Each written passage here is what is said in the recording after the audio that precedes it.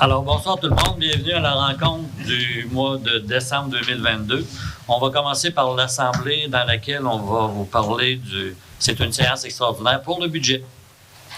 Alors, je vous laisse la parole, Mme Moisan.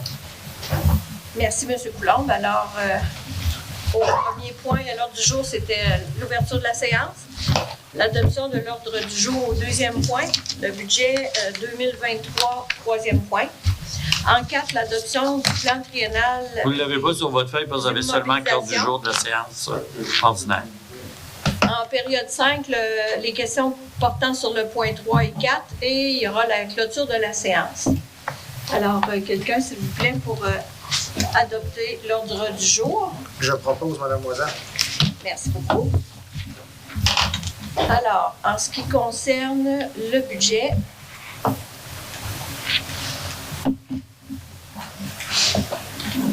Trop gros. oui, je sais, je n'y étais pas de même tantôt, là. On va le rapetisser un peu. Bon. Oups.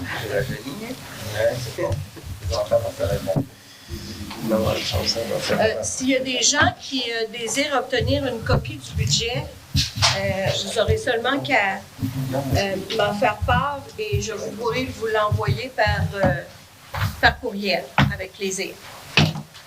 Et à tous les ans aussi, lorsqu'on vous envoie votre compte de taxes, on vous fournit un petit résumé du budget. C'est ça. Alors, la bonne nouvelle pour le budget, qui n'est pas écrit là, c'est que le taux de taxation va passer de 43 cents et 20 du 100 $ d'évaluation à 44 cents,09 du 100 $ d'évaluation, ce qui veut dire une augmentation de 2,05 %.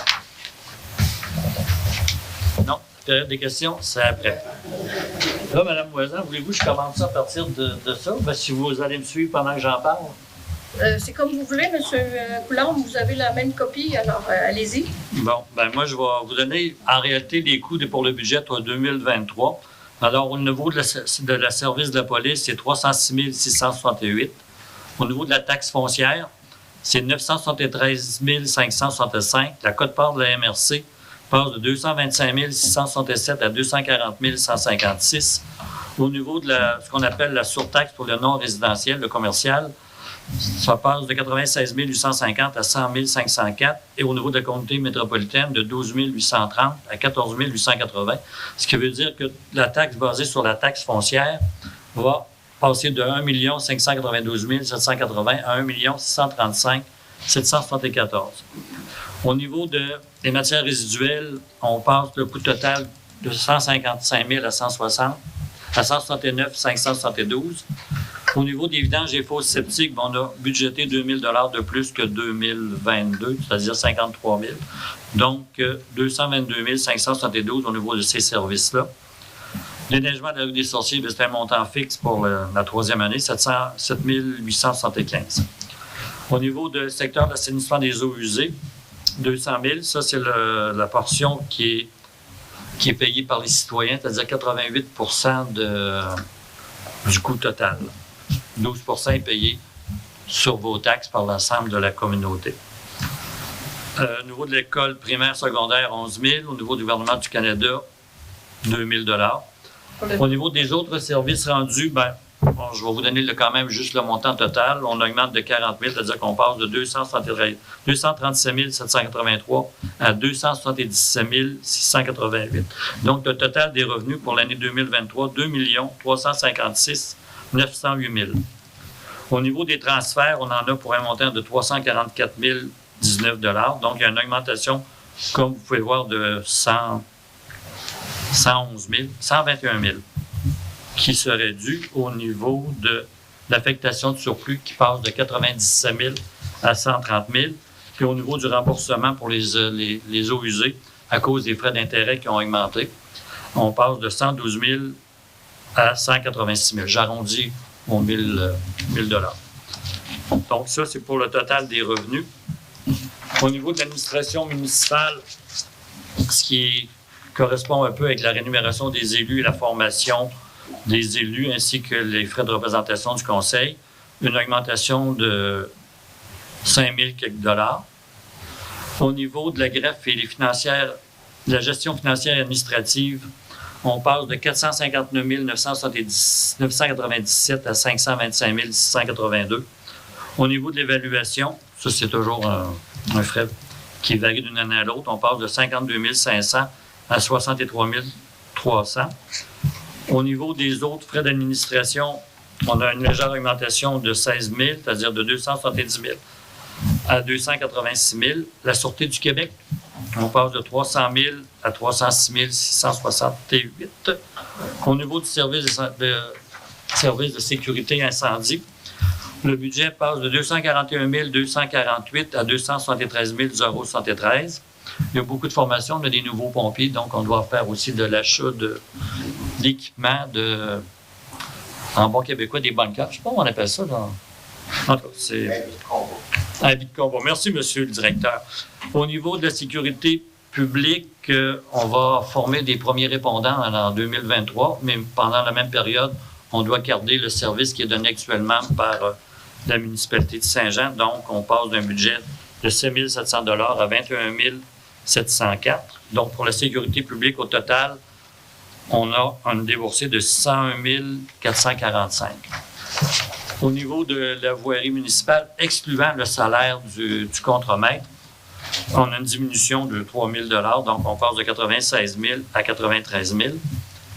Au niveau de la voirie, mais là, au niveau de l'hygiène du milieu, qui est naturellement les remboursements pour les eaux usées, l'enlèvement des ordures ménagères. Si on regarde au niveau des enlèvements d'ordures ménagères, on passe d'un coût de 155 000 à 169. Donc, l'hygiène du milieu va nous coûter en 2023 299 494. Au niveau de l'aménagement et urbanisme, on a une diminution parce qu'on va contribuer moins à Saint-Laurent, village maritime. Donc, on a un coût de 15 000 $. Au niveau des loisirs et culture, est-ce que ça inclut la bibliothèque, non? La bibliothèque vient dans un thème séparé, oui. Alors, c'est ce qu'on appelle parc et terrain de jeu. On passe d'un budget de 213 000 à 209 145. Au niveau de la bibliothèque, c'est le secteur qui augmente le plus, 10 %. On passe de 30 335 à 33 435. Comité de bienvenue, on a un montant de 1 000 $. Au niveau du financement, comme on a dit, les coûts d'intérêt ont augmenté beaucoup pour le renouvellement, autant au niveau des eaux usées que pour les camions d'incendie. Sauf que au niveau du presbytère et du terrain de jeu, c'était déjà un taux d'intérêt qui avait été entendu avec la fabrique qui se situe à 3 %. Donc, les frais de financement vont passer de 209 231 à 305 813. Puis au niveau du remboursement de la dette, on a une légère diminution, on passe de 190 000 à 181 810. Donc, la différence de budget pour l'année 2022-2023, on passe de 2 463 285 à 2 700 927. Et même si on a une augmentation de déboursés de près de 237 000 de plus, l'augmentation de taxes maintient quand même à 2 % et l'appropriation au surplus passe de 97 000 à 130 000. Fait que, vous rendez en bas de la page? C'est parfait. Alors, c'est notre budget pour l'année 2023. Ça prendrait quelqu'un, s'il vous plaît, pour proposer l'adoption du budget 2023. Je propose, Mme Moisin. Merci, M. Richard. Au niveau du plan triennal des immobilisations, 2023, 2024, 2025. On ne voit pas 2025, Mme Moisin. Non, c'est ça. Je vais rapetisser un peu l'image. Je vais vous laisser l'interpréter, Mme Moisin. OK. Bon, Non, je vais le faire, Mme. Si c'est trop loin. De toute façon, la plupart des dépenses sont indiquées en 2023. Là. Alors, au niveau des bandes de patinoire, c'est une subvention qu'on devrait avoir d'un programme gouvernemental. On a un montant de 100 000 qu'on devrait dépenser en 2023. Au niveau de l'amélioration énergétique et toiture de l'édifice municipal, c'est-à-dire ici, on a un 20 000 $ qu'on devrait dépenser en 2023 qui provient de, on va dire, la TEC. Vous me comprenez quand je dis la TEC, c'est la taxe d'essence. Au niveau de la réfection du puits au parc maritime, c'est un montant de 50 000 qu'on devrait dépenser en 2024. Donc, 40 000 vient de la TEC et 10 000 qui vient des surplus non affectés. Chalet des loisirs, on pense investir un montant de 200 000, dont une partie qui viendrait des subventions du Précim Édifice. Donc, c'est quoi ce tableau-là? c'est le tableau des immobilisations pour les 3 prochaines années dans la municipalité. Ce qu'on appelle le plan triennal des immobilisations. Alors, je suis rendu qu'on avait 30 000 au niveau du chalet des loisirs qu'on dépenserait en 2004 et un autre montant en 2025, dont 176 000 proviendrait de la TEC et 24 000 proviendrait des surplus non affectés. Au niveau du parc maritime, on va faire une nouvelle remise pour toutes les acquisitions de la municipalité qui devrait nous coûter environ 50 000 $ qui va être pris au niveau du programme de la TEC. On parle du réaménagement du terrain des loisirs pour un montant de 130 000 qui devrait être affecté en 2023. Donc, 104 000 à partir de la TEC, 16 000 à partir des surplus non affectés et 10 000 du fonds des parcs. Au niveau du sentier pédestre sur le brise-lame de la Marina, un montant de 148 000 était retenu pour l'année 2023 à partir d'un programme gouvernemental qui est géré au niveau de la MRC. Au niveau du remorqueur... Monsieur, je m'excuse, mais ce qui est en train de s'afficher, c'est pas la même chose que vous avez, puis je viens de le remarquer. Fait que les montants, les deux montages, je comprends pas, là, il y a eu un problème tantôt avec mon... mais c'est correct, c'est les deux montants, le montant de l'électricité qui est pas correct. OK. Pour la ligne 46. C'est ça. Donc, c'est l'électricité parce que le conseil municipal puis les administrateurs du parc maritime veulent rendre le remorqueur visitable. Alors, pour qu'il soit visitable, il faut qu'il y ait un branchement électrique et toute l'électricité soit refaite comme au niveau du code du bâtiment. Des montants qu'on estimait à 40 000 $ qui devraient être faits en 2023 à partir d'un programme gouvernemental. Puis, on a l'intention d'électrifier le parvis de l'église afin de pouvoir faire des spectacles comme on a fait l'an passé au niveau du Nautisme Québec. C'était quoi? Dans la fête du nautisme. Donc, on a alloué un montant de 5 000 $ qui serait pris à même ou les surplus non affectés ou d'un programme gouvernemental. Alors, c'est notre plan triennal pour les dépenses des 3 prochaines années, ce qui fait un total pour 2023 des projets de 523 000, 2024, 50 000, puis 2025, 170 000. Pour un total, si je compte vite, 6 643 000. Ce ne sera pas long. Je vais aller sur le bon document et vous allez voir le bon document. Excusez-moi. J'ai eu un problème quand je l'ai sauvegardé en PDF tantôt. Et sur le 643 000, il y a 50 000 qui viendraient des surplus non affectés et 10 000 qui viendraient du fonds des parcs. Parcs et loisirs ou parcs, je ne sais plus trop quoi. Fonds des parcs et terrains de jeu. Et terrains de jeu. Bon. Ce ne sera pas long, excusez-moi.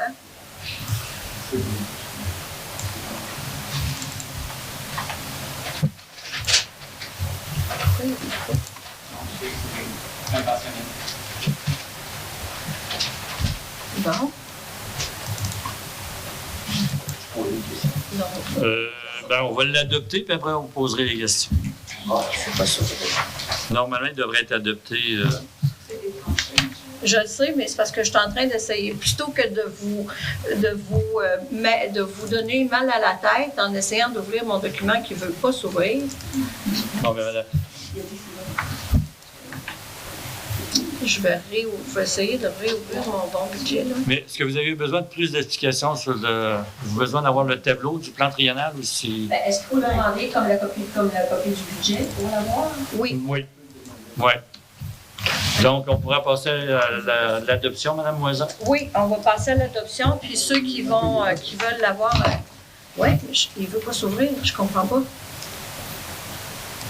Est-ce qu'il y a quelqu'un pour proposer l'adoption du plan triennal? Je vais le proposer, Mme Moisin. Merci beaucoup. Alors, on serait rendu à la période des questions sur le budget et sur le plan triennal d'immobilisation. Oui, Mme Delisle. Je vais peut-être avoir des questions en plus, mais là, j'ai un commentaire. On l'a déjà dit, c'est très difficile pour les citoyens qui prennent connaissance pour la première fois de suivre à l'écran et de comprendre ce qui... Tu sais, vous autres, vous l'avez travaillé, vous êtes au courant, mais là, ça écrit. On n'a pas le temps de suivre. En tout cas, moi, là, je pas Alors, tu sais, je pense que cette journée-là, on pourrait avoir des copies, mais vraiment plus que 10. C'est le samedi. Ouais. Pas parce que vous l'expliquez pas bien, mais c'est parce que... Ben, Je vais aller, je vais aller faire quelques copies, là. Monsieur Goulet, vous aviez une question? Oui. C'est la nouvelle copie, ça.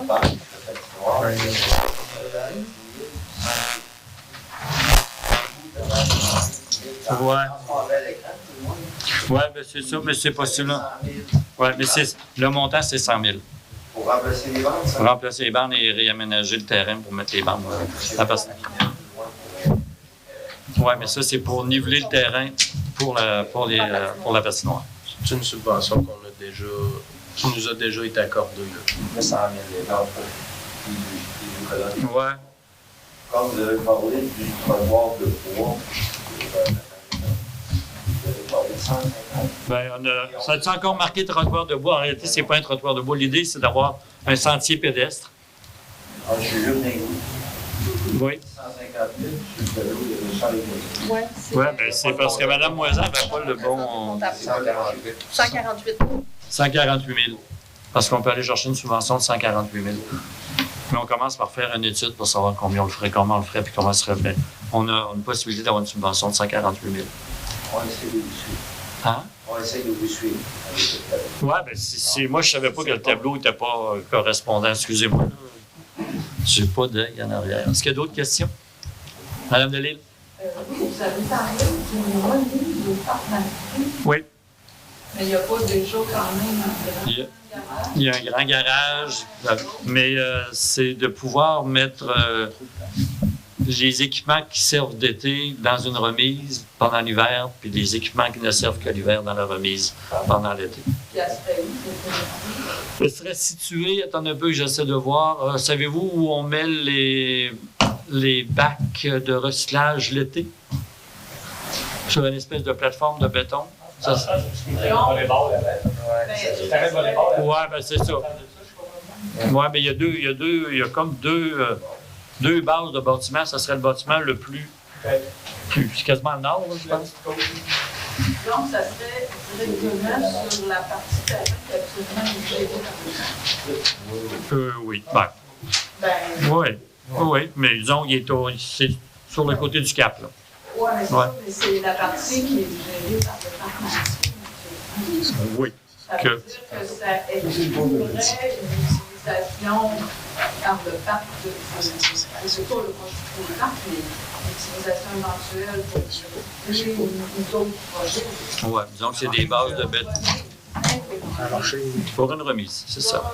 Ben, c'est parce qu'on essaie de mettre la remise le plus près possible de où sont les équipements municipaux qui sont dans le garage municipal. On met tout Excel. Ben oui. Vous avez ici à l'autre bout, là, il y a toutes sortes de... Si tu veux montrer. qui sont en train Ah oui, c'est pas C'est parce que l'avantage de le mettre là, c'est qu'il y a déjà une base de béton qui est Il m'a faite. dit qu'il y avait la tendance sur regarder la télé. C'est vraiment étrange ce qui arrive des fois. Donc, c'est utilisable pour ce... Disons que c'est une partie qui n'a jamais été utilisée par le parc non.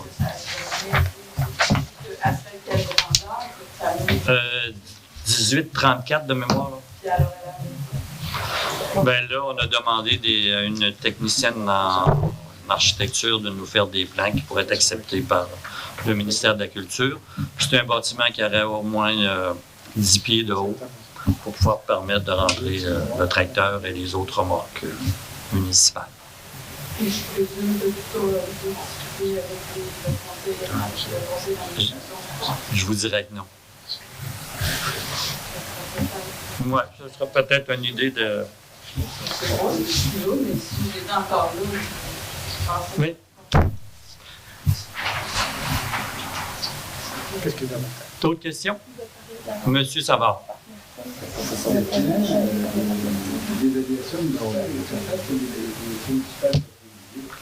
Il a été révisé pour l'année 2022, donc ça va être 23, 24, 25. L'année 2025, ça va être un nouveau Nouveau rôle. Un nouveau rôle d'évaluation. Fait que là, quand on vous dit que vous avez une augmentation de taxes de 2 si vous n'avez pas fait de rénovation ou d'acquisition, ben, votre compte de taxes va monter de 2 au niveau de la taxe foncière. Les autres services, ben, c'est pas encore déterminé, mais il n'y a pas d'augmentation prévue au niveau des ordures ménagères. Puis au niveau des eaux usées, Mme Moisan, C'était pareil. on demeure pareil. Fait que l'augmentation de taxes ne sera pas tellement élevée pour les citoyens en 2023.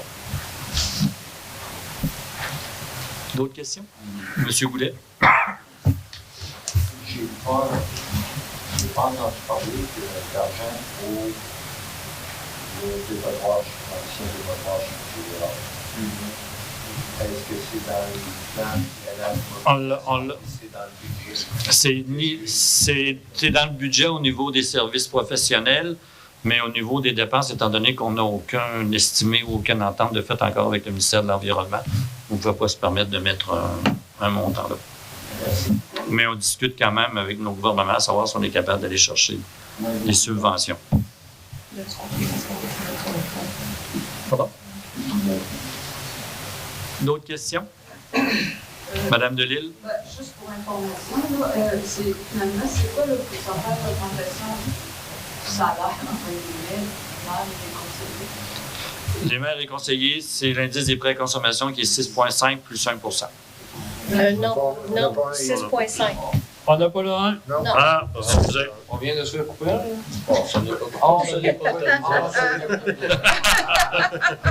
Et pour les employés municipaux, c'est le même pourcentage? Pour les employés municipaux, la majorité, c'est le même pourcentage. Donc, d'autres employés ont des augmentations en heures de travail et une petite augmentation salariale en fonction de leurs responsabilités. Monsieur Gosselin. Puis, on a fait au parc maritime. Oui. La route est contaminée. Ben, c'est parce qu'il y a de l'eau sulfureuse au parc maritime. Puis, si on a l'intention de réaliser un bâtiment multifonctionnel au parc, donc on aimerait bien que l'eau devienne potable. Mais on attend que On a fait un. je sais pas. Moi, je peux pas vous dire. C'est parce qu'il n'est pas tellement gros. Puis, en tout cas, il va y avoir une étude de fait qui va nous dire qu'est-ce qu'on doit faire avec, si c'est préférable de recreuser ou de rendre celui-là conforme aux nouvelles normes d'eau potable. Monsieur Savard? C'est simplement une note publique, en effet, que les puits fédéraux, quand on dépasse 100 pieds, 100 pieds, ils deviennent tout de suite. C'est pas les autres. Ça dépend des secteurs. Plusieurs personnes qui parlaient de ça, qui disaient, je dépasse 100 pieds, comme là. Pardon? Si tu dépasses 100 pieds, tu tombes dans le sol. Mais il y a des puits qui sont à 60 pieds, que l'eau est sulfureuse, puis il y a des puits qui sont à 300 pieds, puis elle ne l'est pas. C'est variable d'un secteur à l'autre. D'autres questions? Madame Delille? Oui, dans le budget, je pense que vous avez dit que les montants pour Saint-Laurent de Village Maritime ont été diminués. Est-ce que ça veut dire que dans les propositions qui étaient faites dans le rapport de Ben, c'est parce que le montant de 10 000, il servait à payer l'étude qui avait été faite, la partie qui était non subventionnée pour faire l'étude. Oui, mais ce que je veux dire, c'est qu'à part le sentier, il n'y a pas rien qui a été retenu à date. En date, il y a le sentier qui a été retenu seulement. Mais il y a des activités qui vont être faites dans le cadre de Saint-Laurent Village Maritime qui vont relever du comité des fêtes. Comme la fête du notice va continuer à avoir lieu. Non, je parle surtout au niveau des infrastructures. Oui, il y avait beaucoup de suggestions. D'ailleurs, on doit planifier une rencontre pour faire connaître aux citoyens le résultat de l'étude de l'entreprise qu'il avait fait concernant Saint-Laurent Village Maritime. Puis il y avait beaucoup de choses de suggérer, mais il y en avait beaucoup aussi qui touchaient le stationnement de l'église. Fait que là, on s'est dit, on n'ira pas travailler sur des choses qui ne nous appartiennent pas ou sur lesquelles on n'a pas de regard direct. On va commencer par faire le sentier pédestre sur l'enrochement de la marina. Je ne sais pas si vous posez la question maintenant ou si ça va être à la réunion. Mais justement, la fameuse rencontre dont vous parlez, Est-ce que ça va être uniquement sur la présentation du rapport ou sur les décisions du Conseil par rapport à ce que c'est deux rapports différents? Bien, ça va être la présentation du rapport. Puis comme vous avez dit, nous, on a pris pour l'année 2023 de s'en aller vers le sentier pédestre sur l'enrochement de la marina. Pour l'instant, c'est là qu'on se dirige. Pour 2023. Il va y avoir des informations sur les orientations, Ben, une des... Dans le rapport, il y a tellement d'affaires. Oui, il y a beaucoup d'affaires dans le rapport, justement. Puis, on commence par quelque chose qui peut être réalisable. Puis, comme vous avez vu, en mettant l'électrification pour le parvis de l'église, ben, ça va peut-être permettre de faire des spectacles en plein air, comme il y a eu lieu l'an passé pour la fête du nautisme. Donc, c'est peut-être la deuxième chose qu'on peut dire qu'on a fait en fonction de cette étude. Oui, il est supposé être refait. Il est supposé être refait, là. Non, c'est sûr que s'il n'y a pas de réparation, on n'ira pas. Malgré qu'on a eu le spectacle quand même l'an passé.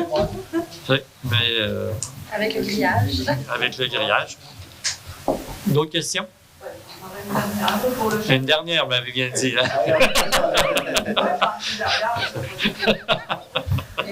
Pour le chalet des loisirs, 200 000, vous l'avez peut-être déjà dit, mais qu'est-ce qui va être fait exactement? Bien, vous savez, il faut qu'on fasse un plan triennal d'immobilisation. Le chalet des loisirs, c'est un peu un sujet qui les avis divergent au niveau du conseil. Fait que c'est soit qu'on répare le chalet actuel, ou soit qu'on décide à un moment donné, parce qu'on fait faire aussi une étude au niveau de la réaménagement du terrain de jeu. On a eu aussi un sondage fait auprès de la population. Donc, c'est des gens qui disaient dans le sondage, on aimerait avoir un nouveau chalet, mais nous, on va regarder en fonction de la superficie qu'on a, des suggestions qui peuvent nous être faites au niveau du réaménagement. Alors, on a mis un montant de 200 000 qui peut peut-être servir une partie pour réparer le chalet actuel, ou encore peut être le montant qui serait d'un coût municipal si jamais on décide de construire un nouveau chalet. Puis il n'y a pas un montant, il n'y a pas une décision arrêtée.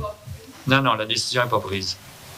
Mais comme il faut qu'on fasse un plan, on a dit on va essayer de montrer qu'on s'oriente, mais qu'est-ce qui va se réaliser?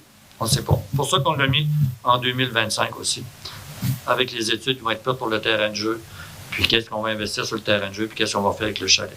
C'est dans quelle subvention? PRICIM, c'est quoi le PRICIM, c'est une subvention du gouvernement provincial qui donne pour des infrastructures. Et il donne aussi 8 de plus si les infrastructures sont en bois. Alors, c'est pour ça que l'idée, c'est d'aller demander cette subvention-là. Là.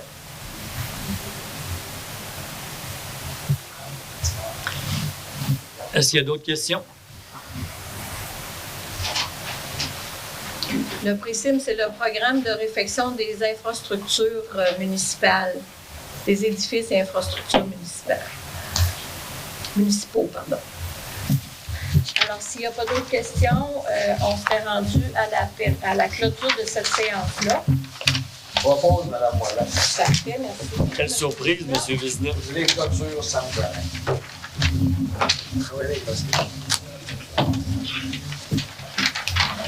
Là, on est rendu à la séance régulière, séance ordinaire du Conseil.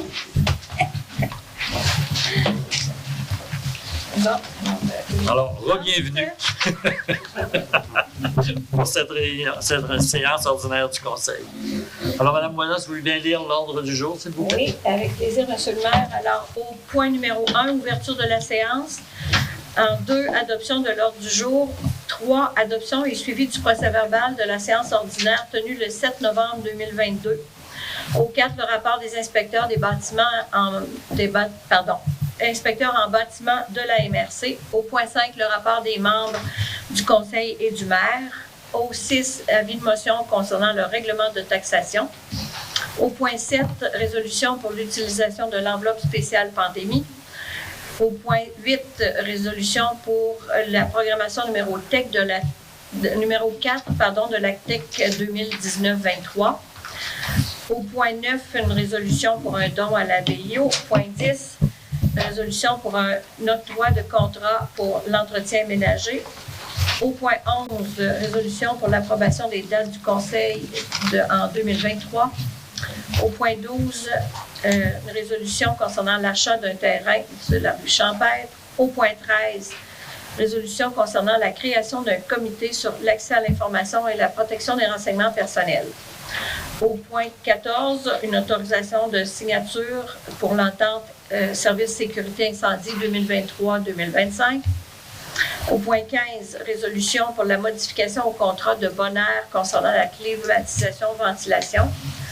Au point 16, résolution pour l'octroi de contrat de gré à gré pour une esquisse pour une remise. Au point 17, acceptation des travaux de reprofilage de fossés. Au point 18, résolution pour l'adoption du règlement 619-2022, modifiant le règlement de zonage 601-2021 afin d'en modifier certaines dispositions et certaines grilles de spécification. Au point 19, les comptes à payer, 20, la correspondance, le 21, varia, 22, période de questions et la clôture de la séance au point 2023, M. le maire. Alors, quelqu'un pour proposer, s'il vous plaît, l'adoption de l'ordre du jour. Je propose l'adoption de l'ordre du jour. Merci beaucoup, M. Poulet. Alors, à l'approbation et au suivi du procès-verbal de la séance ordinaire tenue le 7 novembre, lorsqu'on a soumis la résolution à l'équipe du service d'aménagement à la MRC, le libellé n'était pas tout à fait adéquat pour leur permettre de procéder. Alors, je vous lis le nouveau libellé pour ces deux résolutions-là. En fait, il y a une dérogation mineure pour deux terrains qui ont été accordés. Dérogation mineure et permis pour construction ou rénovation sur un terrain situé en forte pente. Et il faut que les résolutions décrivent très, très bien qu'est-ce que c'est qui va se produire. Et il nous en manquait un petit bout. Donc, dans le procès-verbal, on a modifié le libellé et je vous le lis. Alors, la résolution de 1921 aurait dû être libellée comme suit. Attendu que le citoyen désire construire un garage en marge avant afin de conserver les arbres matures sur sa propriété. Attendu que le règlement de zonage 601-2021 interdit la construction en marge avant. Attendu qu'une partie du garage se trouverait dans la zone de contrainte due à une forte pente et doit faire l'objet d'une demande de permis en vertu du règlement 605-2021. Attendu que les recommandations émises par l'ingénieur au dossier sont favorables. Attendu que le comité consultatif d'urbanisme s'est penché sur ce dossier lors de sa rencontre du 26 août 2022. Attendu que la MRC dispose d'un pouvoir d'imposer des conditions ou de désavouer la décision de la municipalité selon l'article 145.7 alinéa 4 de la loi sur l'aménagement et l'urbanisme pour l'attribution de permis en zone de contrainte. En conséquence, M. Olivier Parent a proposé, et il a été résolu à l'unanimité des conseillers présents, d'accepter la recommandation du comité consultatif d'urbanisme, d'accueillir favorablement la demande de dérogation mineure et d'autoriser la construction d'un garage en marge avant, B, de permettre la construction en zone de forte pente à condition de respecter les recommandations émises par l'ingénieur au dossier. En 2, de demander au Conseil de la MRC d'adopter une résolution afin d'autoriser la délivrance du permis pour la construction du garage en haut de talus situé en zone de forte pente et d'autoriser la directrice générale à transmettre une copie conforme au service d'aménagement du territoire de la MRC afin qu'il puisse faire la recommandation au Conseil de la MRC de l'île d'Orléans.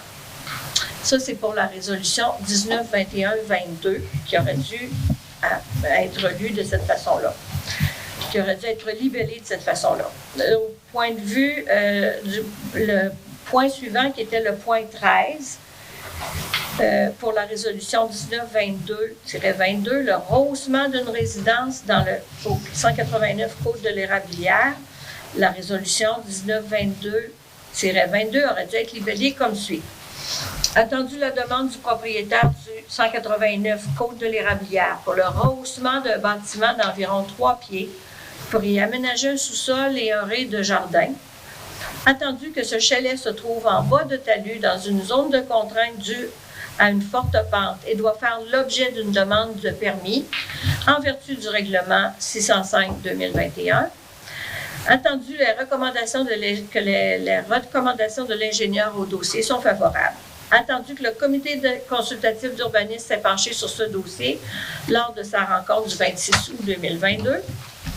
Attendu que la MRC dispose d'un pouvoir d'imposer des conditions ou de désavouer la décision de la municipalité pour l'attribution de permis en zone de contrainte. Alors, M. Olivier Parent avait proposé, il avait été résolu également à l'unanimité des conseillers présents, d'accepter la recommandation du comité consultatif d'urbanisme afin de permettre le rehaussement du bâtiment se trouvant en zone de forte pente à condition de respecter les recommandations émises par l'ingénieur au dossier. 2, de demander à l'AMRC, au conseil de l'AMRC d'adopter une résolution afin d'autoriser la délivrance du permis en zone de forte pente. Et 3, d'autoriser la directrice générale à transmettre une copie conforme au service d'aménagement du territoire. Alors ça, c'est la correction qui a été apportée au procès-verbal du mois de novembre 2022. Ça prendrait quelqu'un pour autoriser l'approbation du procès-verbal tel que modifié. Je vais proposer l'approbation à Mme Morin. Merci, M. Parent. Alors, en novembre dernier, on serait rendu au point 4, le rapport des inspecteurs en bâtiment. Au mois de novembre dernier, il y a eu un seul permis qui a été émis pour la somme de 500 $.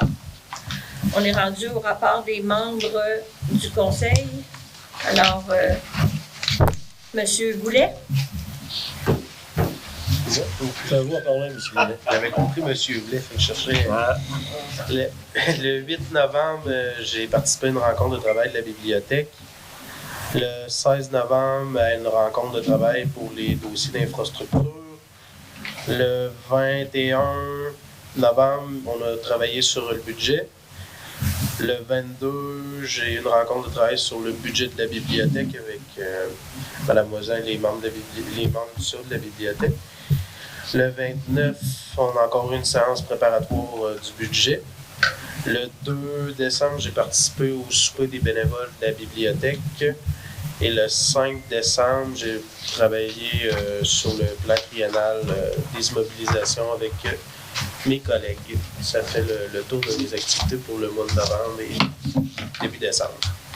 Merci, M. Goulet. On serait rendu à M. Vézina. Je ne vous répéterai pas tout ce que Marc-André vient de dire, mais c'est pas mal ça qu'on a fait. Les infrastructures, le budget, le plan triennal, ça a occupé au moins 7 de nos soirées. Puis, à part tout ce qui s'est passé dans la paroisse, dans les feux, dans les pratiques de pompiers, etc. Ça a été mon mois. Merci, M. Vézina. Ce serait M. Gosselin. Oui, bonsoir. Moi, je vais aussi participé à différentes réunions en lien avec l'élaboration du budget. C'est pas mal ça. Merci, M. Gosselin. M. Richard.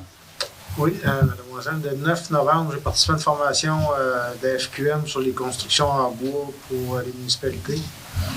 Le 16 novembre, j'ai eu une rencontre en infrastructure. Le 19 novembre, j'ai fait des démarches pour la passerelle sur la brise-laine au club nautique. Le 21 novembre, j'ai eu une rencontre du conseil privé pour les budgets. Le 29 novembre aussi, ainsi que le 5 décembre, notre conseil pour les immobilisations. Merci, M. Richard. Alors, M. Parent?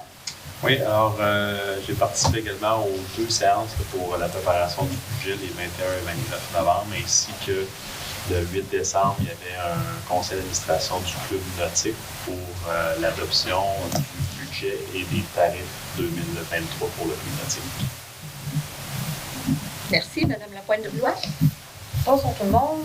Alors, pour ma part, 21 novembre, j'ai été présente aussi à la séance de travail préparatoire. 23 novembre, CA du journal autour de l'île. 29 novembre, séance de travail avec mes collègues.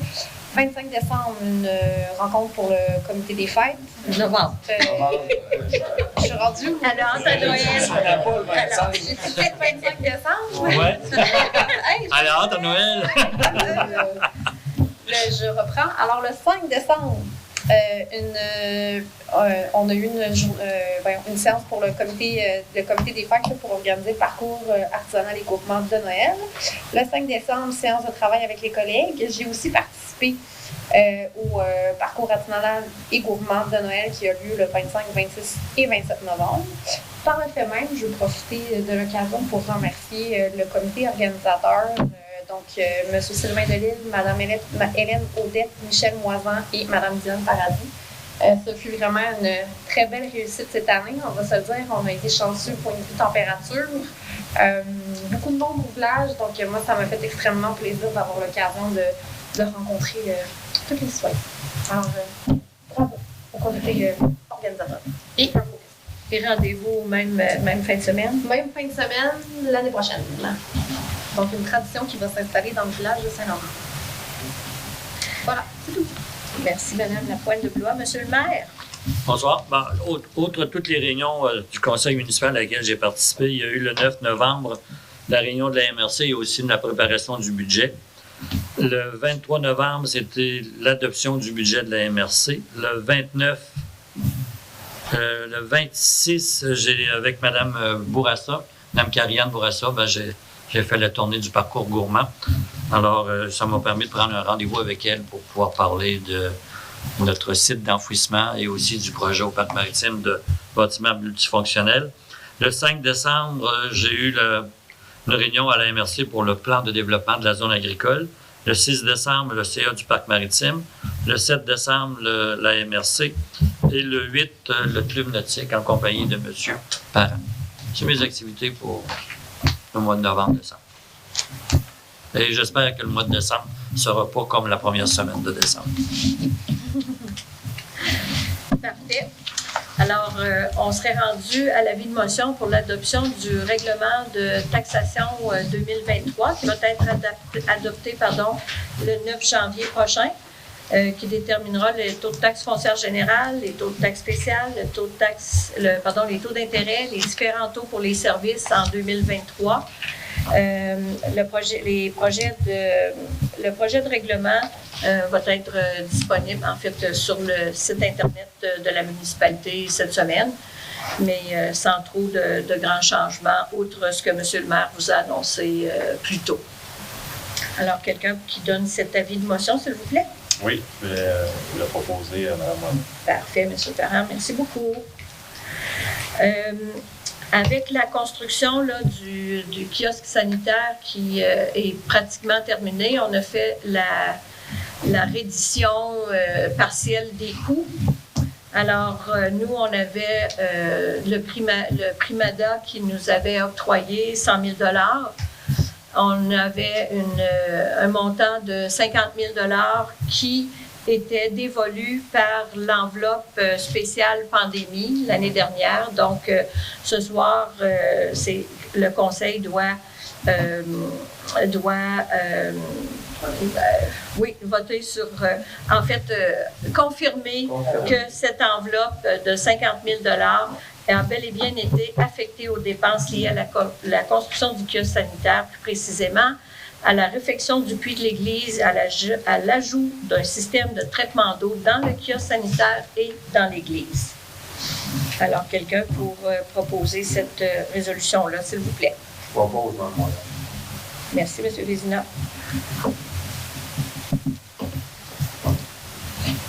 Les membres du conseil municipal ont reçu la programmation numéro 4 de l'ATEC 2019-23. On arrive à la conclusion là, de ces montants-là, de ces dépenses-là. Donc, on doit quand même, d'année en année, refaire un compte-rendu au ministère des Affaires municipales des montants qui ont été déboursés. On doit également confirmer que la municipalité va respecter les modalités du guide de la TEC. La municipalité doit également s'engager à respecter les modalités du guide qui s'appliquent à elle, s'engage également à être seule responsable et à dégager le gouvernement du Canada et du Québec, de même que les ministres, les hauts fonctionnaires, de toute réclamation quant aux blessures, exigences, pertes, etc. La municipalité également approuve le contenu qu'ils ont déjà reçu et autorise l'envoi au ministère des Affaires municipales et de l'Habitation de la programmation numéro 4 et de tout autre document exigé par le ministère en vue de recevoir la contribution gouvernementale qui lui a été confirmée dans une lettre de la ministre des Affaires municipales et de l'Habitation. La municipalité s'engage également à atteindre le seuil minimal d'immobilisation qui lui a été imposé pour l'ensemble des 5 années du programme. La municipalité s'engage à informer le ministère des Affaires municipales et de l'Habitation de toute modification qui sera apportée à la programmation des travaux approuvés par la présente résolution. Et dernièrement, la municipalité atteste par la présente résolution que la programmation de travaux version numéro 4 comporte les coûts réalisés véridiques et reflète la prévision des coûts des travaux admissibles. Alors, quelqu'un pour proposer cette résolution, s'il vous plaît. Je propose, Mme Moisin. Merci, M. Richard. La prochaine résolution est un don de 1 000 $ pour l'Association bénévole de l'île d'Orléans. Ça devient un don qui est annuel de ce montant-là. Quelqu'un pour proposer, s'il vous plaît? Je propose, Mme Moisin. Merci beaucoup. La municipalité va octroyer un nouveau contrat d'entretien ménager à l'entreprise ProClean pour l'entretien hebdomadaire de l'édifice municipal, ici au 6822 Chemin Royal, et de Espace FX La Chance, pour la somme de 1 040 $ par mois durant la période hivernale. Et entre la période du 23-24 juin et la fête du travail, il va y avoir l'entretien des salles de toilette pour la somme de 840 $ par semaine, la salle quotidienne, l'entretien quotidien, ici même à l'édifice municipal, à Espace FX La Chance, le kiosque sanitaire, la piscine et le parc maritime, ainsi que le nettoyage des fenêtres ici même 2 fois par année pour le coût de 630 $. Pour tout autre besoin, les coûts seront facturés à 40 $ de l'heure pour un minimum de 3 heures. Alors, quelqu'un pour approuver cette résolution, s'il vous plaît? Je propose. Merci beaucoup.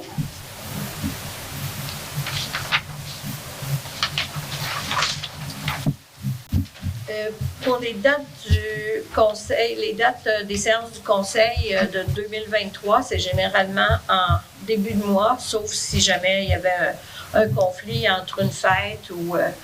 donc, les dates de séance pour 2023 seront le 9 janvier, 6 février, 6 mars, 3 avril, 1er mai, 5 juin, 10 juillet, 7 août, 11 septembre, 2 octobre, 6 novembre et la séance extraordinaire et l'adoption du budget 2024 va se faire le 11 décembre 2023.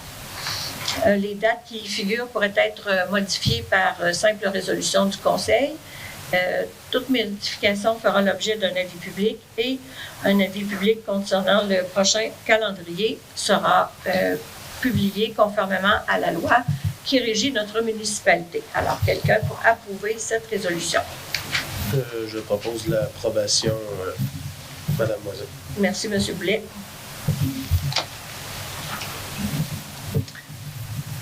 La municipalité a reçu une offre pour racheter un terrain sur la rue Champêtre. Alors, le conseil municipal autorise la négociation et l'achat de ce terrain excédentaire, à la directrice générale et au maire pour négocier cet achat de terrain-là. Il y aura une explication qui va suivre à la période de questions. Je propose. Merci beaucoup. Donc, la proposition, c'est pourquoi exactement? Pour négocier le terrain qui nous a été offert par un citoyen.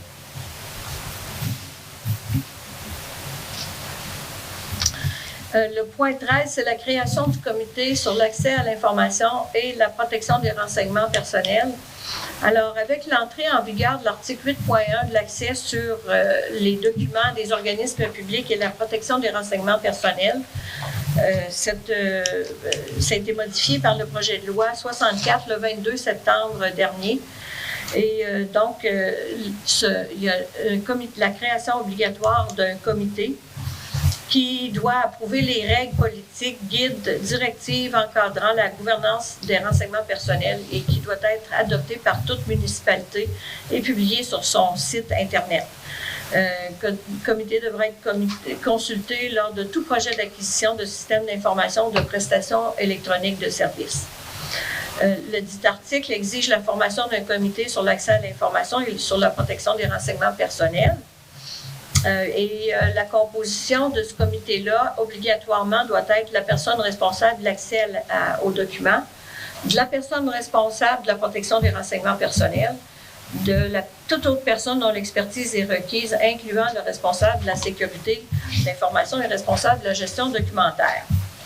Alors, attendu que ces tâches sont assumées par la directrice générale et greffière trésorière, alors, attendu que l'adjoint à la direction générale participe à la réalisation de ces tâches. Alors, la résolution est à l'effet que le comité d'accès à l'information soit composé de la directrice générale et de l'adjoint à la direction générale greffière trésorière. C'est proposé par... Je propose. Merci beaucoup.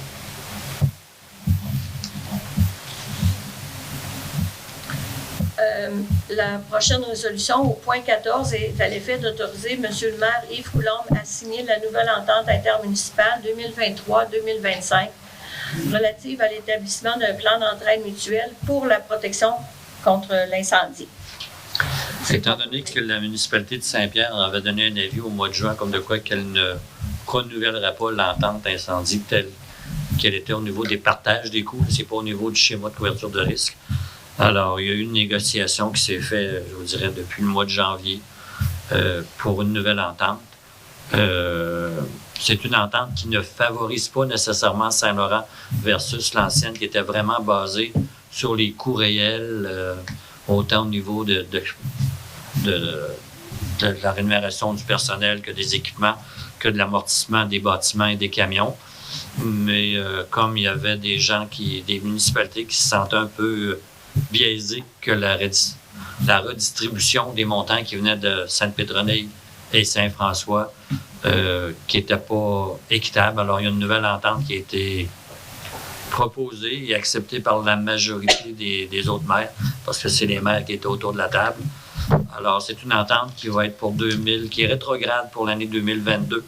Et au lieu d'être basée sur les coûts réels de chaque année et répartis en fonction de la valeur foncière, ça va être basé sur les coûts réels de 2021 qui auraient été majorés de 2 % pour l'année 2022. Ça ne compense pas l'inflation. Et pour l'année 2023 et 2024, bien, ce sera l'indice des prêts de la consommation. Et chaque municipalité qui est propriétaire d'un service d'incendie, des montants qui viennent des extrémités de l'île, chaque service d'incendie va recevoir 25 000 $ et l'excédent des montants qui proviennent des deux autres municipalités vont être répartis en fonction des interventions faites en dehors de notre municipalité. Alors, si on va souvent à Saint-Pierre et à Saint-Jean, on va avoir un plus gros pourcentage par rapport aux autres. Donc, ça ne reflète pas nécessairement les coûts réels, mais ça donne une idée de partage d'argent qui vient de Saint-François et Sainte-Pétronille. Vous devez comprendre que Saint-François et Sainte-Pétronille étaient bien contents que ce soit juste l'indice des prêts à la consommation qui soit tenu en compte. Donc, pour eux autres, les augmentations ne seront pas aussi grandes que nous. La municipalité de Saint-Pierre est la grande gagnante. Et Sainte-Famille, bien, ça n'avait pas l'air de déranger le maire de Sainte-Famille, d'avoir un retour plus grand qu'avant sur ces choses. Et la municipalité de Saint-Jean qui avait, depuis quelques années, il y avait un montant fixe indexé et l'indice des prix à consommation. Alors, eux autres aussi reviennent dans l'entente qui va être basée sur le partage, un montant fixe et le surplus en fonction des interventions dans les autres municipalités. Par contre, parallèlement à cette nouvelle façon de calculer si on peut dire, le partage des redevances des autres municipalités, on va maintenir l'autre façon de calculer, puis on verra en 2025 si ça va continuer comme la nouvelle entente, mais si on va revenir en arrière aussi, on va faire une autre entente. Mais le problème que j'avais, parce que c'est que si on n'avait pas d'entente signée, ben on revenait un peu comme 25 ans en arrière, parce que c'était basé sur des factures que tu chargeais à l'autre municipalité en fonction du nombre de camions, du nombre de pompiers. Et c'est vraiment des taux qui sont très, très bas. Des taux suggérés par la sécurité publique. Alors, on va signer cette entente-là en espérant que les prochaines années prouveront que c'était pas une façon équitable pour les municipalités qui ont des services de sécurité incendie.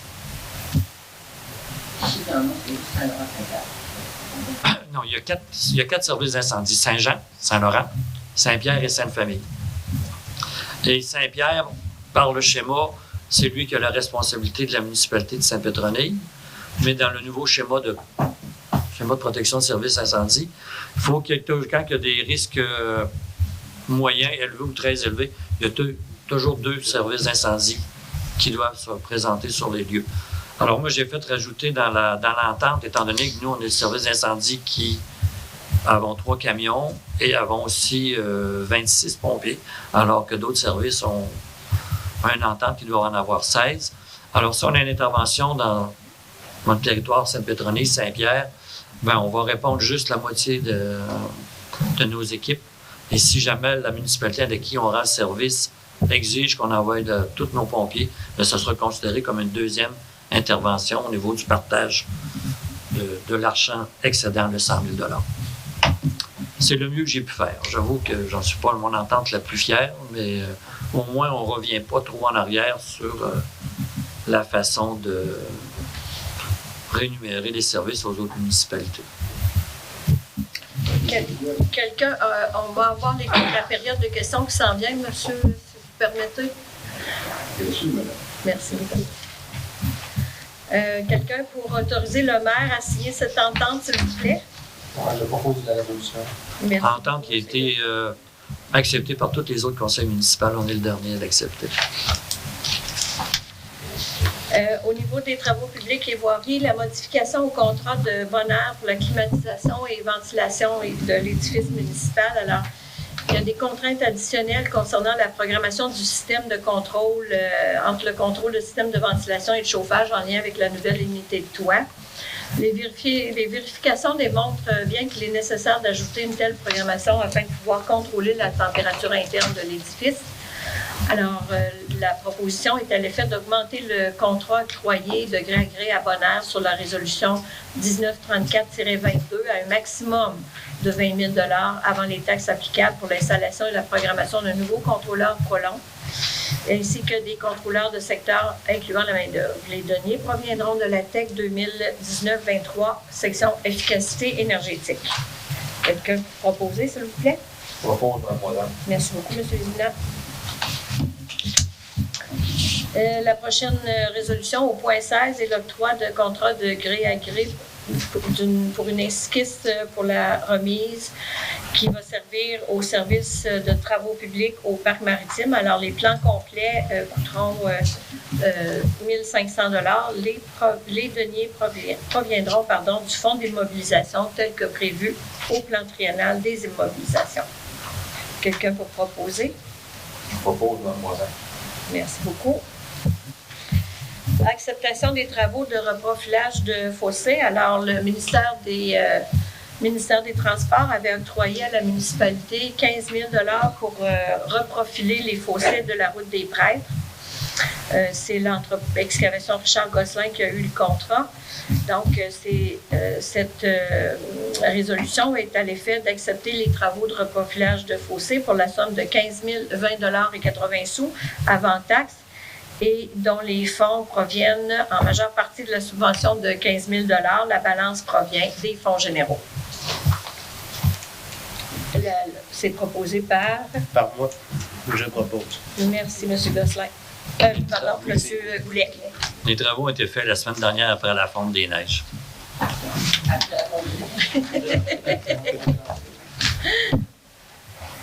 Au niveau d'urbanisme, on est à l'adoption. Au niveau d'urbanisme, au point 18, on est à l'adoption finale du règlement 619-2022, modifiant le règlement de zonage 601-2021 afin d'en modifier certaines dispositions et certaines grilles de spécification. Je demanderais bien une dispense de lecture, s'il vous plaît, parce que ça a déjà été proposé plusieurs fois. Parfait. Seulement pour rappeler, par contre, que le nombre de résidences de tourisme, le nombre total dans la municipalité, ça va être 38, limité à 38. Alors, quelqu'un pour proposer l'adoption finale de ce règlement 619-2022. Oui, je vais proposer l'adoption à Mme Moisin. Merci beaucoup, M. Parent.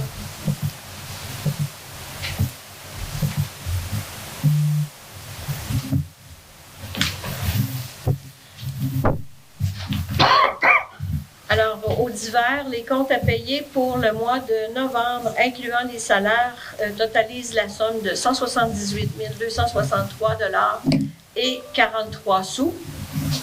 Alors, quelqu'un pour proposer d'entériner ces dépenses, s'il vous plaît. Je propose le paiement des comptes. Merci, M. Goulet. On serait rendu au niveau de la correspondance. Il n'y a rien eu, à part de la confirmation que notre 100 000 $ est dans la poste pour le remboursement du kiosque sanitaire. Il n'y a rien eu d'autre d'officiel ce mois-ci. On serait rendu au point variant, M. le maire? Il n'y en avait pas, madame. Non, c'est vrai. Période de questions. Période de questions. Je suis prêt. Madame. Le contrat de grille à grille, est-ce que c'est Elodie ou Jessica? C'est Jessica. Jessica Chédé pour ceux qui cherchent.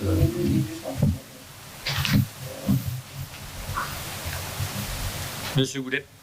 Concernant Jessica, il y avait des projets qui correspondent des choses. Il faut sûrement avoir des propositions. De ça pour faire la vie. Les 5 numéros pour en Moi, ça m'a effleuré l'esprit. C'est pareil. La langue, on dit pas de Bonne suggestion. D'autres questions? Noté. Dans le sens où Marie disait, je reviens à ce que j'ai mentionné tantôt, je pense que c'est important d'en discuter avec le Sénat du Parc parce que c'est quand même une installation sur ce qui fait partie des vestiges du chantier. Donc, au niveau du départ de la part culturelle, Bien, c'est pour ça qu'on a demandé une technicienne en architecture pour nous aider à déposer quelque chose au lycée d'agriculture. Ça prend des plans, c'est ça. Ouais, c'est ça. Je pose la question, actuellement, ce qu'on peut mettre là-dedans, c'est nous actuellement. Bien, il y en a une partie qui, pendant l'hiver, va être en dessous de ce qu'on appelle un abri tempo. Là. Le garage de toile blanc là, qui est à côté de l'ancienne citerne d'incendie, l'ancienne caserne d'incendie, à l'entrée du parc maritime. Bon? Pardon? Ben, l'idée, c'est d'avoir quelque chose de permanent, puis de l'avoir sur une fondation qui est déjà existante, puis sur une partie de terrain qui ne sert pas. Ben, je reviens là-dessus, par exemple, qui ne savent pas, on s'entend, c'est inscrit dans ce qui fait partie des vestiges. Ah oui, on va dans la prochaine rencontre du parc maritime, là, la fondation du parc maritime, on va en discuter. Puis mon cher confrère, M. Goulet, qui a une très bonne mémoire, va me le rappeler. M. Savard. Je l'ai compris que dans le fond, on va la gamme de l'esquisse va s'inspirer un peu des anciens modèles. Bien, si on trouve des anciens modèles, on pourra toujours faire une.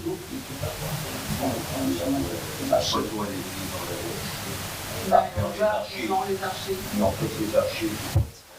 Ouais. La conservation, le caractère patrimonial du Bon, historique, disons. La logique serait pas d'abord de parler par Maxime avant de venir. Même si c'est pas le bon. Non, disons que j'ai eu une rencontre cette semaine, mais on avait tellement de choses à discuter que je l'ai omis. Puis mon confrère était absent, malheureusement. J'aurais une question, moi. Il y a 2 mois, je vous ai parlé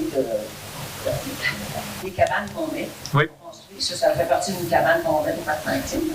Et je voulais savoir si le CCU a eu le temps de commencer à se pencher sur les problèmes dont on avait discuté, qui avaient été suggérés aussi par M. Bédard, de se pencher sur la situation. Je ne crois pas que... Sans permis.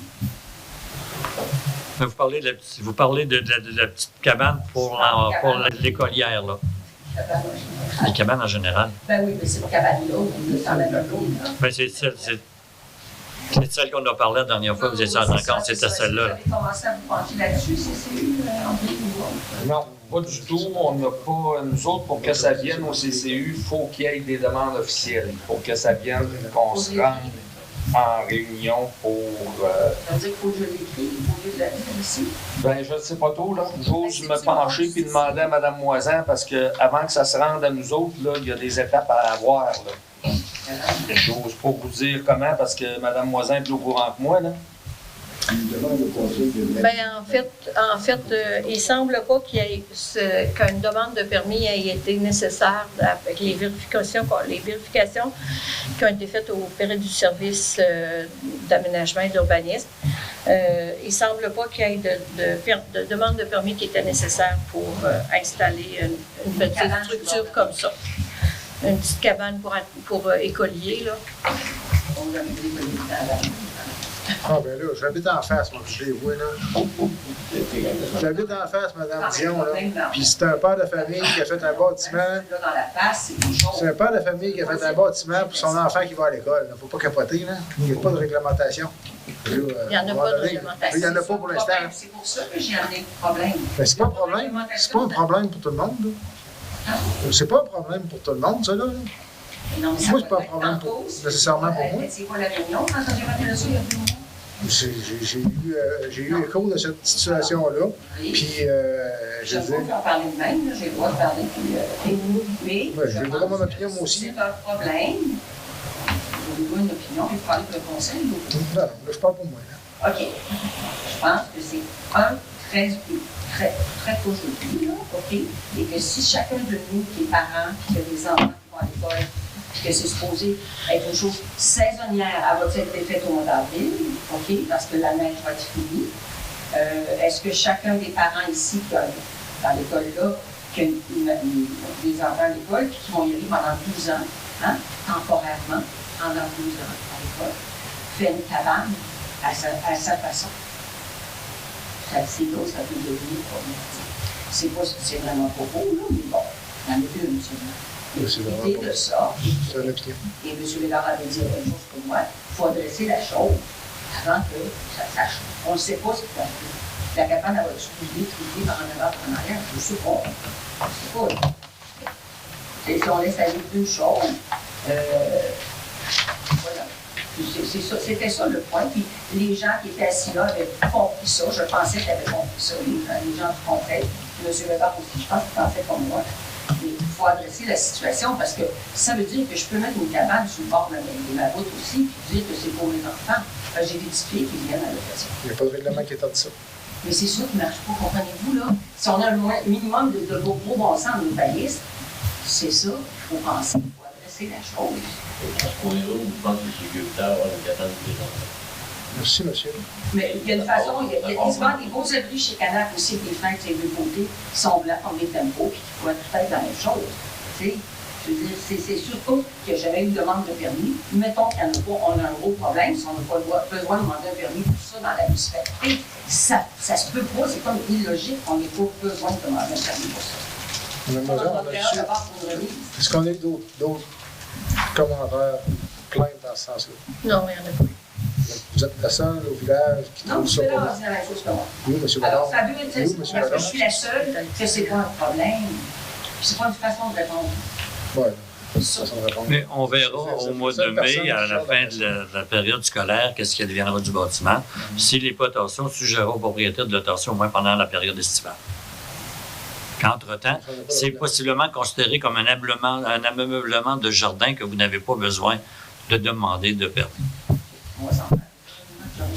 Puis, comme je vous ai dit à la dernière rencontre, dans les 40 dernières années, il y a eu certains producteurs agricoles qui en ont mis, mais quand il y en avait 2 dans tout le territoire de la municipalité, c'était une grosse année. Alors, est-ce qu'il faut que j'envoie une lettre officielle signée au conseil de ville pour que demander que le CCU se penche là-dessus? Mais le CCU, je ne pense pas que ça fait partie de son mandat de se pencher sur cet élément-là. S'il n'y a pas de réglementation. Je pense que Mme Voisin, elle a dit que c'est temporaire. On laisse ça aller, c'est parfait. On va laisser ça aller. Non, mais ce que je veux dire, c'est que le CCU, dans le fond, vu qu'il n'y a pas de demande de permis, il n'y a pas de demande de dérogation qui est admissible, fait que ça ne peut pas passer par le CCU. Bon, pour avoir une solution. C'est juste ça mon point. Ouais, c'est pas un problème. On a une solution? Pas un problème. Monsieur Savard, vous avez une question? J'ose dire que je comprends un peu le point de vue de madame, là, qui dit que n'importe qui pourrait faire n'importe quoi, peut dire, c'est un aménagement de jardin, on va mettre toutes sortes d'affaires sur le terrain, on va dire, on va faire tout ça. Il y a des locaux qui vont le faire pour le faire. Je ne sais pas si vous comprenez ce que madame a dit. Je pense que il y a peut-être simplement une loi de regard qui pourrait être relevée des inspecteurs municipaux qui dirait ça a du sens, ça n'a pas de sens. On donnerait des lignes directives. Mais il y aurait peut-être de quoi à faire que n'importe qui fasse pas n'importe quoi. J'ai vu que partage l'idée de madame que c'est pas joli. Mais c'est correct d'avoir une énergie de les affaires. Je suis tout à fait d'accord avec ça. Avec l'idée de mais que ce soit que ça s'intègre un peu plus. OK. On retient votre commentaire. Est-ce qu'il y a d'autres questions? Madame Delisle. Question. J'ai absolument rien contre cet aménagement-là. Je comprends pour la sécurité des enfants. Ce qui me surprend, par exemple, c'est qu'il n'y a pas besoin de permis. Puis, permis, là, vous avez mentionné pour les aménagements de jardin. Ouais. Les autres quoi? Ben, vous mettez un gazebo dans votre en tôle. Vous mettez un gazebo en tôle sur votre terrasse, vous n'avez pas besoin de permis. Je dirais pas ça, là, parce que nous, ça semble être pas sûr. Je vais quand même creuser auprès du service d'inspection. Ça n'a rien à voir tout ça. avec l'inspection. La question, c'est que Ben, je je ne mets pas ça en cause, mais ça me surprend d'entendre qu'on n'a pas besoin d'un permis, puis ça va juste les aménagements de jardin. Ameublement de jardin. Ameublement ou ameublement? En tout cas, c'est juste pour avoir entendu tellement de choses de la part du ministère de l'Agriculture. On ne vient pas d'entendre ça, mais bon. C'est bon que les jardins sont sur le bord de la ville. Moi, j'avais une question par rapport à ça. Concernant les résidences de tourisme, oui. Je sais que le mois dernier, j'ai eu l'impression que vous trouviez que je posais beaucoup de questions concernant le contrôle. Mais je veux juste redire, il y a quelque chose qui me... Parce que, selon le nouveau règlement, c'est bien que vous en ayez adopté un, puis au moins en adopté un peu. Mais quand je réalise que, selon ce règlement-là, si on part de Tigny, c'est ça, jusqu'au parc maritime, on peut avoir 5 résidences de tourisme. Oui. Plus les 2 auberges. Oui. Déjà là, ça, plus un gîte. Ça fait déjà 8. Plus... Ben, le gîte, il pourrait en avoir plusieurs parce qu'on les... c'est ça. Tout ce que je veux dire, c'est que c'est déjà 8 dans une très courte distance. C'est pour ça que j'insistais beaucoup sur le contrôle qui va être fait pour s'assurer qu'on ne déborde pas. Parce qu'en plus de ça, il y a quand même, dans des bâtiments secondaires, dans au moins 2 que je vois bien, qui ont déjà été soumis à la municipalité, des logements dans les bâtiments secondaires, ce que le règlement actuel interdit. Vous m'aviez mentionné, vous n'aviez pas l'intention de modifier le règlement. Moi, tout ce que je mentionnais concernant, entre autres, les logements dans les bâtiments secondaires, c'est que si on autorise ces quelques propriétaires-là à continuer, c'est pas équitable pour les autres. Il faut s'entendre. Ils ont le droit c'est ça qui m'amène à questionner sur l'importance du contrôle. Ça fait beaucoup. J'ai dit 5 résidences possibles de tourisme. 2 auberges, un gîte près de l'autre, plus des logements qui actuellement, je suppose, sont utilisés pour le tourisme et pour la life, parce que c'est des logements dans les bâtiments. Oui, mais il y en a déjà un cas qu'on a fait. La réglée, est-ce que c'est vraiment... Il y en a un qui doit être réglé. Je ne sais pas, parce que l'autre problème, c'est que comme citoyen, on ne peut pas vraiment savoir, d'abord, on ne peut pas savoir qu'est-ce qui est vraiment reconnu comme la municipalité comme résidence de tourisme, à cause de la loi d'accès à l'information. En vérité, c'est compliqué. Donc, on ne peut pas savoir qu'est-ce qui est... C'est difficile de savoir qu'est-ce qui est... Ben, en fait, non, parce que vous devez avoir votre permis de la CITQ pour être reconnu comme agent, comme résidence de tourisme. Je sais bien, mais moi, ça ne me dit pas qui là, ça fait Vous ne pouvez pas déclarer sa personne illégale ou pas. Mais une personne qui a son autorisation de la CITQ, elle a une belle pancarte avec un nombre d'étoiles, des choses genre, marqué maison de tourisme, tout comme les gens qui ont... On parle de ceux qui sont reconnus. Ceux qui sont reconnus, c'est ça. Ben, normalement, nous, on reconnaît, ben, ça va, c'est drôle à dire, on reconnaît ceux qui sont reconnus, là. Mais les autres... Ben, j'imagine, sauf que je ne peux pas savoir. C'est vraiment ça, on n'a pas accès à l'idée. On ne peut pas savoir. Mais non, on dit que c'est public, ça. C'est public, la liste des résidents de tourisme. C'est parce qu'on ne pouvait pas diffuser la liste, nous, là, de toute façon, tant et aussi longtemps que c'est pas... que tout n'a pas été vérifié, authentifié, là. Ça, c'est sûr. Après ça, est-ce que la liste, on a le droit de la mettre sur le site de la municipalité? On en fera la vérification. Qu'est-ce que c'est qu'on peut mettre sur le site de la municipalité? On m'avait demandé la liste qu'on avait actuellement. Je ne pouvais pas divulguer la liste qu'on avait. Et pourquoi? Je ne comprends pas pourquoi vous ne pouviez pas la divulguer. Mais c'est quand même... Ben parce qu'il y avait des choses qui étaient encore litigieuses sur les listes qu'on avait en notre possession. Mais c'est quand même là-dessus que vous êtes basé pour le règlement. C'est sur une liste qu'on avait. On s'est basé là-dessus au niveau du nombre total qu'on pouvait autoriser dans la municipalité. On s'est dit, bon, ben, non. La première liste qui a été soumise au conseil, il y avait déjà 38, supposément, résidences de tourisme. Mais la dernière fois, quand vous avez présenté le règlement, ça avait diminué parce qu'on avait inclus les auberges.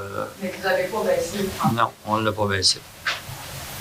Parce que c'était une décision. Le processus au complet, là. Non, c'était avant Non, c'est une décision qui a été maintenue. On s'est dit, ça respectait un certain pourcentage du nombre de résidences principales à Saint-Laurent. Puis, à un moment donné, on est 7 autour de la table. Alors, on fait comme une moyenne entre... Mais vous comprenez notre préoccupation par rapport à un secteur donné. Ouais. Ce que le CCU peut faire, il peut refuser un projet. Ben là, pour le CCU, puis là, je ne peux pas refuser quelque chose qui répond à... Oui, il peut. Oui, il peut. Si j'étais au CCU, puis je regardais le règlement, puis je disais, ben oui, dans le fond, il respecte, là, tu sais, je les comprends de dire, ben, on fait une recommandation politique, là. Je ne peux pas leur demander de refuser quelque chose qui respecte le règlement, il ne faut pas changer. Il y a quand même la possibilité de le faire dans un cas où s'il y en avait 4 collés. 4, je ne sais pas s'il y en avait. Ben, en se basant peut-être sur la proximité, sur différents facteurs. Bon, mais c'est pas dans le règlement. Le conseil a un pouvoir discrétionnaire là-dessus. Oui, mais le pouvoir discrétionnaire doit s'appuyer sur des critères objectifs. Je les comprends, là, comment ils peuvent dire, oh, mais non, finalement, celui-là, on l'a plus. Non, mais on va se faire dire parce que c'est ton troisième voisin, ça avait été ton deuxième, tu l'aurais accepté. Ben ouais, mais c'est pour ça qu'on est venu encadrer la réglementation aussi. Je veux juste dire qu'on ne peut pas mettre sur les épaules du CCU de refuser quelque chose qui, en principe, respecte le règlement. Mais déjà, dans le règlement, le fait d'avoir limité le nombre dans une zone, on va dire... Ben, il y en a 2 actuellement, c'est ce qu'on nous a dit dans le secteur dont je parlais tantôt. Ben, si on parlait de proximité, c'est sûr qu'il n'y en aurait pas d'autres. Mais par contre, on peut aller jusqu'à 5. Je ne vois pas refuser en tout. La balle est dans le CCU, si je comprends bien. Pas mal. Et tu pourrais faire une petite zone. C'est parce que je me dis, si on peut avoir 5 résidences de tourisme, plus j'ai une pension, plus 2 auberges, plus un gîte qui peut en avoir d'autres. Plus, sans oublier les résidences principales qui peuvent être louées sans nécessairement faire partie. Non, mais on n'a même pas de contrôle là-dessus, nous. Non, mais vous avez... C'est une nouvelle réglementation qui nous est arrivée, qui a appelé les résidences principales, que les gens peuvent... c'est leur résidence principale. Déjà, au départ, ça ne peut pas être une personne de Montréal qui achète une maison pour la louer. Sinon, ça devient une maison de tourisme. Mais la résidence principale, moi, je peux décider, ou vous pouvez décider, vous, je pars un mois en vacances au Mexique, puis de louer votre maison à 2 groupes de personnes différents. Mais c'est pas à la nuit. Non, mais c'est 60 jours. Oui, mais vous n'avez peut-être pas pouvoir là-dessus, mais vous avez un pouvoir sur le nombre, par exemple, dans le règlement. On a pouvoir sur le nombre de résidences de tourisme, on n'a pas de... Mais vous avez le pouvoir. Vous avez... Ben, on l'a déjà mis, on en a mis 5. Oui, mais c'est pour ça que je disais, ça fait déjà beaucoup. Parce que ça avait été, vous avez rentré 5 quand même. C'est 5. J'essaie juste de voir sur quel critère. Parce que on dit que le CCU a un pouvoir discrétionnaire. Mais c'est un pouvoir discrétionnaire, on a fait pour ça n'importe comment. Non, c'est... On peut l'appliquer sur une carte. Pouvoir discrétionnaire. Mais non, c'est ça. Ben, il faut qu'il y ait une demande. Ben, je pense que Une demande de... Quand une personne qui va avoir une maison de tourisme fait une demande au CCU, c'est le propriétaire lui-même qui fait la demande. Mais je vais vérifier auprès de notre service d'urbanisme et d'inspection. Pardon? Oui. On est plafonné comme Oui. Oui, on est plafonné à 38 maisons de tourisme dans la municipalité. Alors, s'il s'en développe plein... Déclaré. Ben, c'est sûr qu'on n'a pas le choix de travailler avec les déclarés. Bien, on travaille déclarés, mais les autres, ceux qui ne sont pas déclarés ou encore qui ne sont pas enregistrés... Et si on avait la liste officielle, si jamais il y a quelque chose qui se passe dans une autre maison, vous avez peut-être un problème. Ben, si vous avez des doutes, c'est sûr que vous venez voir Mme Moisan pour faire des plaintes, puis il y aura toujours des vérifications qui seront possibles. Là, vous dites que c'est réglé en ce qui concerne les logements dans les bâtiments secondaires. Il y en a un qui est réglé. L'autre, ça peut avoir 2 ans. L'autre, je ne sais pas si on en est rendu, Mme Delisle. Je ne peux pas vous répondre là-dessus. C'est entre les mains du service d'inspection. Depuis 2 ans? Oui. C'est pour ça que j'ai des craintes concernant le contrôle, parce que j'avais dit que le contrôle serait fait par l'inspecteur. Oui, Mme Dion. Le point 12 du Oui. jour, un terrain sédentaire du Champagne. OK. J'aimerais avoir beaucoup de détails. C'est un terrain qui est situé au sud de la rue Champagne, qui est un terrain qui est comme en pointe, donc qui touche peut-être au chemin royal, disons 2-3 mètres, et qui est boisé et sur lequel il y a une coupe de poteaux d'Hydro-Québec avec des... Mon Dieu, monsieur... Des haubans. Des haubans, voilà. Et le propriétaire l'a offert à la municipalité pour un montant dérisoire, parce que c'est un terrain qui n'est pas construisible. Alors, la municipalité va négocier autant au niveau du montant qui est quand même pas élevé, mais en tout cas, prendre le temps de négocier avec, qui pourrait peut-être nous servir pour mettre soit des indications pour des fêtes ou encore des indications pour le parc maritime, parce qu'on sait que les gens, ou encore pour mettre nos fameux indicateurs de vitesse. Donc, on pourrait devenir propriétaire d'un terrain.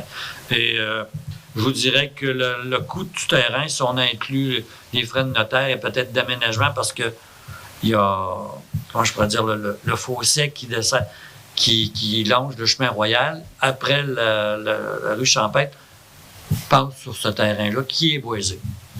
Alors, c'est un terrain qui nous a été offert par un ancien actionnaire du développement de la rue Champêtre.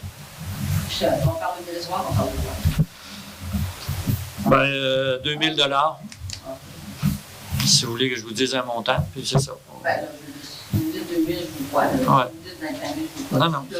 Non, c'est le montant qui nous a été demandé par le propriétaire. Bon, donc, je comprends, la municipalité, il voit vraiment des avantages. Bien, l'avantage, c'est justement qu'on aura un terrain qui appartiendra à la municipalité sur lequel on promet. Mesure combien? Mesure 14 000 Pieds carrés. Oui, mais il est en forme triangulaire avec un ruisseau qui coule. Il est boisé. Plus les servitudes, Ah, ouais. Ah, là, écoutez, on est rendu à négocier. On a eu un offre. On a parlé au propriétaire. On lui a demandé pourquoi il voulait l'ordre. D'ailleurs, on voulait savoir un peu l'histoire du terrain. Fait que c'est ça que je vous dis. C'est un ancien actionnaire. C'est un résidu de terrain qui était cadastré, mais qui n'est pas construisible. Alors, il l'a offert à la municipalité. Pas construisible du tout. Mais est-ce que ça veut dire qu'on pourrait se faire une cabane ou c'est ça? Non, c'est sérieux. Mais ça peut vous Faut mettre une remise? Ah non, il ne peut pas mettre juste une remise sur un terrain. Vous savez ça, il faut qu'il y ait un bâtiment principal. C'est quoi le bâtiment principal? Une résidence. Ben, tu peux pas Vous pouvez mettre un trailer sur vous. Vous pouvez mettre un trailer sur vous, c'est un terrain qui est pas oui, C'est quoi? avec le bout en finissant avec le bout qui a besoin de une remise et un trailer sur vous. Ouais, qui sert un peu, qui peut être un abri forestier. Non, mais tu sais, le but, c'est pas de le construire, c'est comme je vous dis, c'est d'avoir peut-être un terrain dans la pente du coteau à l'entrée du village dans lequel on pourrait mettre des indicateurs de vitesse, puis mettre un peu de publicité ou encore annoncer notre parc maritime. En tout cas, c'est une négociation. Mais à date, là, on a trouvé peut-être cet usage-là. Puis, c'est ça. L'idée de la résolution, c'est de permettre à Mme Moisan et à moi-même de discuter avec le monsieur, d'entamer les négociations. Il n'y a pas de problème de production sur le terrain, il faudrait dépoliser Il n'y a rien construit. Il n'y a rien de construit, c'est boisé. Il y a un ruisseau qui coule. Il coule naturellement, il est dans la partie qui longe le chemin royal. Hein? Non, c'est le fossé en bordure du chemin royal. Quand il arrive après la rue de la rue Champêtre, au lieu de continuer, il s'en va au fleuve. Où il arrive, il doit arriver, je pense, à la fin du terrain municipal ou du parc maritime. D'autres questions? Parce qu'il a parlé de l'usine, qu'est-ce qu'il y a avec le tuyau qui a... Le tuyau, il est réparé. On avait mis une prévision de dépenses de 15 000 et ça a coûté 8 900 quelques dollars. Ça s'est fait... C'est pas la compagnie qui est responsable, ça fait quand même 5 ans que c'était fait, là. Puis, il n'y avait plus de garantie. La compagnie est venue le faire avec un montant raisonnable, si on peut dire. Puis, hein? Oui, il y a là... Ce qui est arrivé, c'est pour ceux qui ne sont pas au courant, il y a comme un trou d'homme, là. Il y avait comme un trou d'homme, là. Puis le tuyau qui s'en va dans un tunnel, à la marée basse, il s'est débouté un peu. On ne sait pas pour quelle raison encore. On ne sait pas si... Oui, ça s'est déjà produit, je pense, à l'année de l'installation, quelque chose de genre, là. Et le tuyau s'est en allé un peu vers le large. Là, on n'est pas capable de savoir si c'était dû à l'ancrage à marée basse, à cause des glaces, des choses de genre, ou si c'était dû justement au matériel qui a repris. Alors, la façon que c'était réparé, c'est qu'on a mis comme un tuyau qui peut prendre de l'expansion, puis en plus, on a mis comme un guide pour savoir s'il y a du mouvement. Fait que... J'ai pas compris votre remarque, M. Gosselin. Y a-t-il le champ rouge de dire que le tuyau dans l'eau? C'est ça. Ouais, en tout cas, pour l'instant, Monsieur Goulet? Dans le budget, de parler d'un montant pour Non, c'est le déneigement de la rue des Sorciers. C'est pas grave, ça. Oui, j'ai goûté. Est-ce qu'il y a d'autres questions? J'en avais, en prenant la marche, j'ai vu que devant le garage, il y a de la glace dans la rue. Je pensais que le problème avait été réglé. C'est parce que c'est pas Ben, on a eu beaucoup d'eau, puis je présume qu'il aura comme une source. Mais justement, je m'étais dit que j'allais arrêter voir le propriétaire pour qu'il voit trouver une façon de. Il y a plusieurs côtes aussi qui ont amené de l'eau dans le chemin du village. Non, mais là, c'est 44. Et je pensais que ce problème-là, mais déjà, Le ministère des Transports sont déjà venus, là. Oui, c'est ça. C'est une route provinciale, oui. Oui. L'ancienne station-service, en fait. L'ancienne station-service. Oui, c'est ça. Je me demandais si le problème, c'était... C'est au niveau de la grille, là, près de la grille, ou est-ce qu'il y a de l'eau? Ben, c'est de l'eau. Moi, ce que je pense, c'est de l'eau qui vient du terrain de la station-service, là. Mais. Bon, l'internet sanitaire, on n'a pas de pluvial. Le pluvial est à l'île du garage. Le sanitaire est à l'ouest du garage. Tu ne peux pas bloquer un tuyau de drainage dans le sanitaire.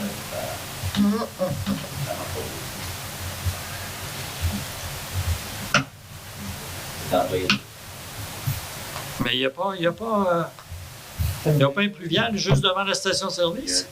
Oui, mais le tuyau pluvial, c'est aux résidents, mais pour les services du garage. OK, pour se brancher. Mais il y a quand même une grille en avant du garage, une grille. Il pourrait, en tout cas, ça, je pense que ça pourrait être un peu la responsabilité du propriétaire de contourner son eau. Mais on va faire un suivi, Mme Levy. D'autres questions? Parfait. Alors, je vous remercie de votre présence. Je vous souhaite des joyeuses fêtes. Puis on se revoit l'an prochain. On vous a mis du café, du thé, puis il y a des biscuits. Je vais aller chercher des biscuits. Si vous voulez discuter un petit peu avec les gens du conseil. Attends un peu. Madame Voisin, M. Vézina propose la clôture. Parfait, j'avais compris ça, M. Vézina.